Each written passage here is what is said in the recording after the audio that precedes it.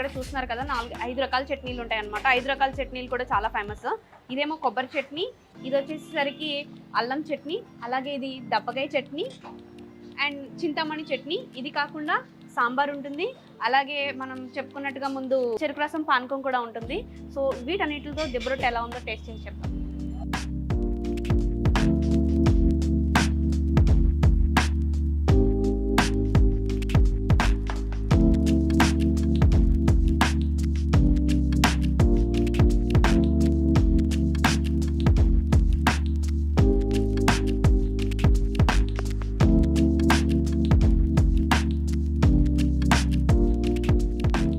చూడడానికి చాలా కలర్ఫుల్గా ఉన్నాయి కదా చట్నీలు అన్నీ కూడా.